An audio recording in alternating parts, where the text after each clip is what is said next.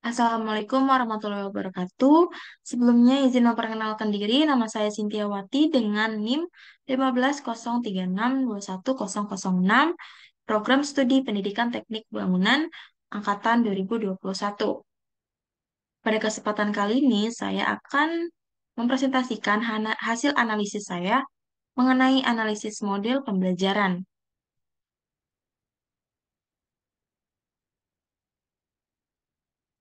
Oke, pertama, kompetensi dasar yang saya pilih adalah menganalisis jenis dan fungsi struktur bangunan berdasarkan karakteristik pada mata pelajaran konstruksi bangunan di SMK, jurusan Desain Permodelan dan Informasi Bangunan. Adapun isi konten dari kompetensi dasar pada mata pelajaran tersebut adalah meliputi jenis-jenis struktur bangunan berupa kolom, atap, fondasi, roof, dinding, hingga kuda-kuda. Menganalisis karakteristik dan fungsi dari jenis-jenis struktur bangunan tersebut dan pengaplikasiannya pada kehidupan sehari-hari. Kemudian saya akan menjelaskan singkat apa itu struktur bangunan. Jadi struktur bangunan ini adalah elemen atau bagian yang krusial bagi suatu bangunan. Karena struktur bangunan inilah yang membuat eh, bangunan ini dapat berdiri. Jadi yang dikatakan struktur bangunan ini ada kuda-kuda, ring balok, kolom, sloof, dan pondasi. Komponen-komponen inilah yang dinamakan struktur bangunan.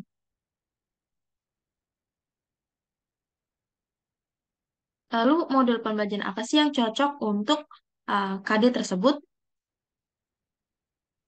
Oke, jadi model pembelajaran yang cocok pada kompetensi dasar dalam mata pelajaran tersebut adalah model pembelajaran project based learning. Di mana model pembelajaran project based learning ini merupakan model pembelajaran yang melibatkan keaktifan peserta didik saat memecahkan suatu masalah.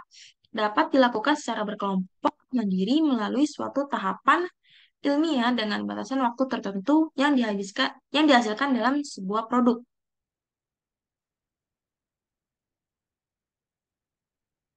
Em, Model pembelajaran ini bertumpu pada eh, konsep pembelajaran konstruktivis sehingga model ini dapat mendukung peserta didik dalam membangun pengetahuannya atas pengalaman mereka sendiri. Dengan penugasan sebuah proyek, peserta didik itu dapat belajar atau menguasai materi tersebut berdasarkan apa yang mereka riset selama pembuatan proyek itu berlangsung. Oleh sebab itulah, model pembelajaran ini dianggap cocok pada kompetensi dasar dalam mata pelajaran tersebut. Kemudian ada pun sintaks dari model pembelajaran project based learning sebagai berikut. Jadi ada pendahuluan. Pendahuluan ini menyiapkan kelas secara tatap muka hingga suasana kondusif untuk menunjang proses pembelajaran, kemudian memberi motivasi belajar peserta didik sesuai manfaat dan aplikasi materi ajar dalam kehidupan sehari-hari. Kemudian memberi pengarahan kepada peserta didik untuk menghormati dan bersikap jujur kepada orang tua. Kemudian mengajukan pertanyaan dasar sebagai pembukaan untuk materi yang akan diberikan kepada peserta didik. Lalu menjelaskan tujuan pembelajaran yang akan dicapai dan menyampaikan materi pembelajaran dan uraian kegiatan. Pada kegiatan pendahuluan ini dilakukan oleh guru kepada peserta didik. Selanjutnya ada inti dari sintaks tersebut. Dari sintaks ini, itu ada model pembelajaran ini yang digunakan kan project based learning. Terus kegiatan inti yang pertama ada pertanyaan mendasar. Jadi pada pertanyaan mendasar, guru memberikan materi dan contoh struktur bangunan dan peserta didik mengajukan pertanyaan mendasar eh, apa yang harus dilakukan terhadap topik. Kemudian desain perencanaan proyek. Guru meminta peserta didik untuk menyusun rencana pembuatan proyek. Proyek yang dibuat di sini adalah maket struktur bangunan tidak bertingkat. Dan peserta didik menyusun rencana pembuatan proyek sesuai prosedur. Pembuatan proyek meliputi persiapan alat dan sumber yang dibutuhkan.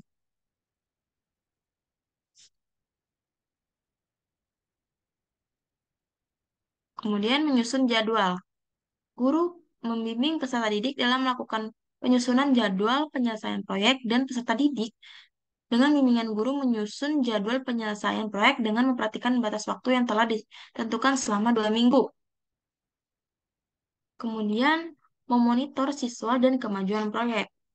Jadi guru ini memantau keaktifan peserta didik selama eh, melaksanakan proyek atau proyek itu berlangsung dan memantau realisasi perkembangan dan membimbing jika para peserta didik ini mengalami kesulitan.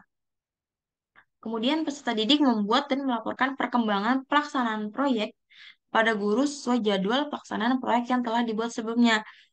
Kemudian menguji hasil dan evaluasi.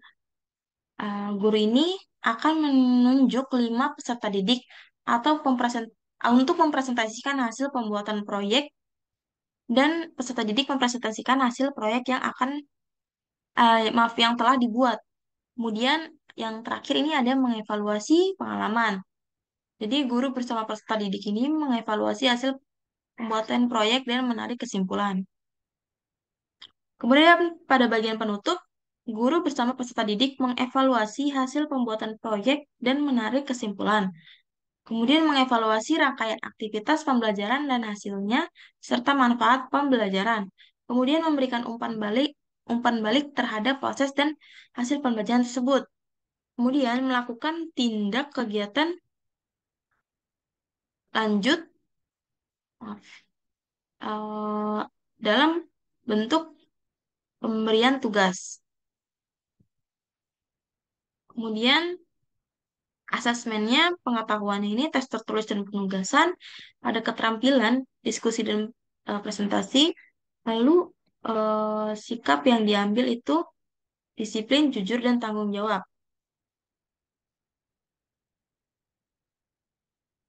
Kemudian alat dan bahan yang digunakan, alat dan bahan di sini yang dimaksud itu dapat berupa media pembelajaran ya. Itu berupa laptop, smartphone, video pembelajaran, e-modul, dan YouTube. Jadi dalam membuat proyek tersebut, peserta didik ini harus memiliki acuan atau harus mempunyai arah untuk mereka melakukan proyek tersebut. Jadi untuk mereka melakukan riset saat melakukan atau mengerjakan proyek tersebut. Nah, itu dapat diambil dari e-modul dan YouTube ataupun video pembelajaran yang dimana e-modul ini nantinya akan dipakai atau dibahas di tugas selanjutnya. Karena e-modul ini yang akan saya gunakan untuk sebagai media pembelajaran pada eh, media pembelajaran pendukung pada model pembelajaran project based learning. Oke, jadi pada kesimpulannya project based learning ini dianggap cocok karena project based learning ini kan bertumpu atau maaf, eh, inti dari pembelajaran ini kan pada siswa. Jadi siswa mencari tahu sendiri informasi, terus siswa juga belajar sendiri apa mengenai tugas-tugas mereka atau materi-materi yang akan disampaikan oleh guru. Jadi siswa itu eh, mencari tahu sendiri seperti itu. Oke, saya pikir cukup atas presentasinya. Kurang lebihnya mohon maaf. Wassalamualaikum warahmatullahi wabarakatuh.